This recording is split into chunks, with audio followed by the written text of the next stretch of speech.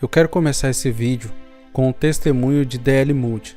Pouco antes da sua morte, os pensamentos do evangelista do final do século XIX, Dwight Lyman Moody, se voltaram para esse reavivamento religioso de sua juventude. Gostaria, antes de partir daqui, disse ele, de ver toda a Igreja de Deus vivificada, como era no ano 57.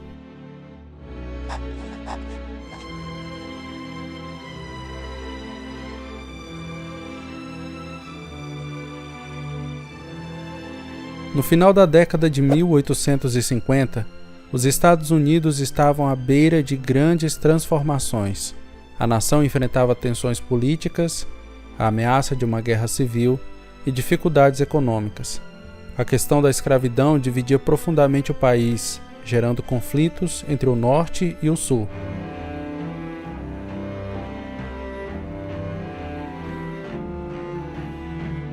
Movimentos abolicionistas ganhavam força, enquanto estados do sul resistiam, temendo a perda de sua economia baseada no trabalho escravizado.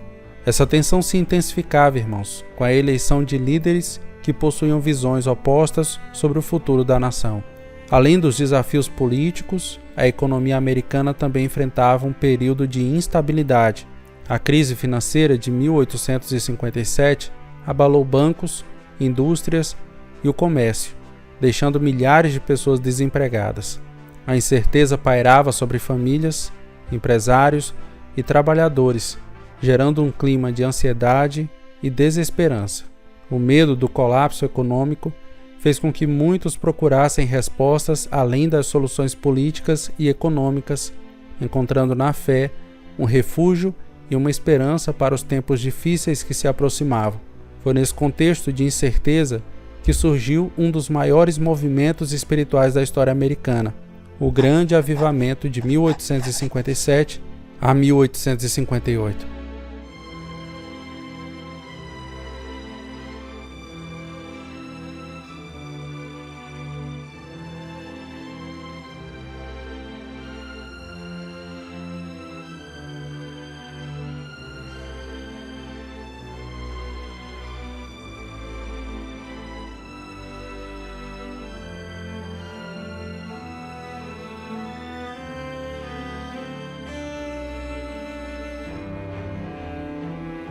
Esse movimento, marcado por encontros de oração e um profundo despertar religioso, impactou milhares de vidas e moldou a espiritualidade da época de maneira extraordinária.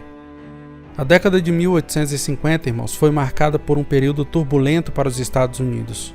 A expansão territorial intensificava os conflitos entre o norte e o sul sobre a escravidão, e a instabilidade econômica gerava a apreensão em todas as camadas da sociedade. Para entendermos um pouco desse avivamento, irmãos, nós precisamos falar sobre um personagem chamado Jeremiah Lanphier.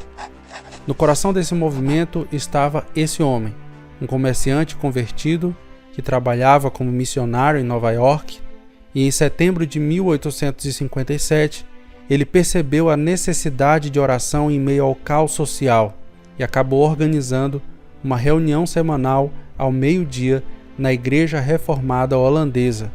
No primeiro encontro, apenas 6 pessoas compareceram, o que não desanimou aqueles que estavam ali. Na semana seguinte, esse número dobrou.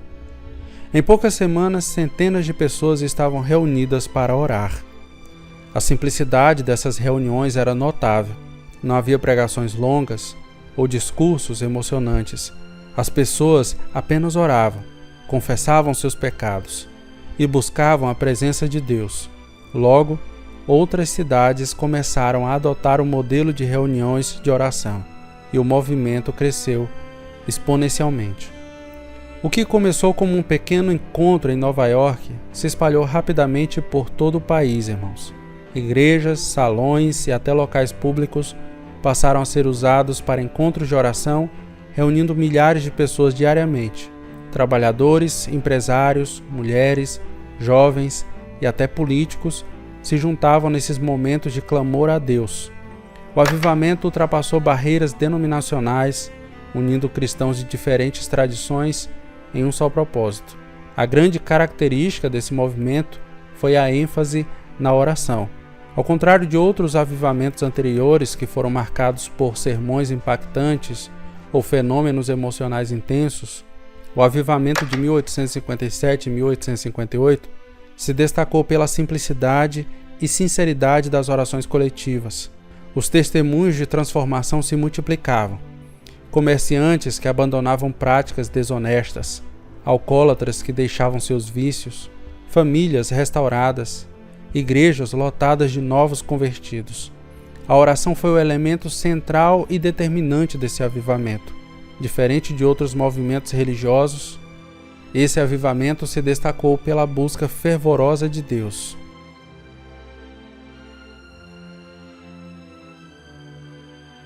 O impacto disso tudo, irmãos, não se limitou apenas ao âmbito individual, mas se refletiu na sociedade como um todo, inspirando atos de caridade e uma renovação de compromisso com a justiça e a moralidade. O impacto desse avivamento foi sentido em diversos aspectos na sociedade americana. Em um período de grande divisão política, as reuniões de oração promoveram um senso de unidade e de esperança. Muitos historiadores acreditam que o movimento preparou espiritualmente a nação para enfrentar os desafios da guerra civil que começaria poucos anos depois. Além disso, o avivamento gerou um novo fôlego para as missões e obras de caridade. Muitas organizações cristãs surgiram ou foram fortalecidas nesse período, ampliando seu alcance entre os necessitados. A evangelização se intensificou, levando a um crescimento expressivo das igrejas em todo o país. Embora o avivamento de 1857 e 1858 tenha sido um fenômeno concentrado em poucos anos, o seu legado permaneceu por décadas. Ele demonstrou o poder transformador da oração e serviu de inspiração para futuros movimentos espirituais. Igrejas continuaram a valorizar a importância da intercessão coletiva e muitas das conversões desse período resultaram em líderes cristãos influentes. Esse avivamento também influenciou missões globais, irmãos, levando missionários a outras partes do mundo, impulsionados pela convicção de que Deus poderia operar transformações similares em qualquer nação disposta a buscar sua presença em oração. O grande avivamento de 1857 e 1858 foi um testemunho vivo de como a oração pode mudar uma nação, em meio a crises, incertezas e desafios. Um simples movimento de oração espontâneo tocou o coração de milhares de pessoas, restaurou vidas e fortaleceu a fé cristã nos Estados Unidos. O telégrafo e os jornais espalharam as notícias dessa excitação religiosa em Nova York. Os estudiosos do reavivamento estimularam que talvez cerca de 1 milhão de pessoas foram convertidas nesse período, mais de 3% de uma população contemporânea dos Estados Unidos de menos de 30 milhões. Pouco antes de sua morte, os pensamentos do evangelista do final do século XIX, Dwight Lyman Moody, se voltaram para esse reavivamento religioso de sua juventude. Gostaria, antes de partir daqui, disse ele, de ver toda a Igreja de Deus vivificada como era em 57. Embora tenha sido comum no século XXI atribuir o início do reavivamento à reunião de oração de Lanphier, seu antigo pastor James Alexander acreditava que quando Lanphier e alguns servos de Deus com ideias semelhantes se encontraram pela primeira vez, o reavivamento já havia começado. Deus já havia começado a trabalhar esse reavivamento em outros lugares, e eles apenas foram incendiados por essa chama que já havia sido iniciada. Deus já havia derramado o espírito de graça e de súplicas em muitos lugares. Não duvidamos que tenha havido uma efusão simultânea entre outros grupos e em outros lugares. O historiador e escritor cristão Ian Moore sugeriu a extensão em que o reavivamento foi um reavivamento leigo também foi provavelmente exagerada. O que sabemos é que esse reavivamento ele marcou a história e foi inspiração para muitos missionários globais. E eu quero que você deixe o seu comentário, nos diga o que você acha desse reavivamento, se você já tinha ouvido falar, se você acredita que ele realmente foi um reavivamento verdadeiro. Sua história continua a inspirar aqueles que creem no poder da oração para transformar vidas e sociedades. Isso é indiscutível. O que começou com um pequeno grupo de fiéis se tornou um dos mais impactantes despertamentos espirituais da história americana, provando que quando um povo se volta para Deus em oração, e é sempre em oração, e você já deve ter percebido que todo grande avivamento, ele começa através da oração, mudanças extraordinárias podem acontecer. Então, se você gostou do conteúdo, não se esqueça de se inscrever em nosso canal, curtir esse vídeo, comentar aqui embaixo, deixar uma sugestão e quem sabe também se tornar um membro do canal Teologia, nos ajudar a continuar com esse trabalho. Se você gosta de ouvir essas histórias, então se inscreva no nosso canal e nos ajude. Até o próximo vídeo.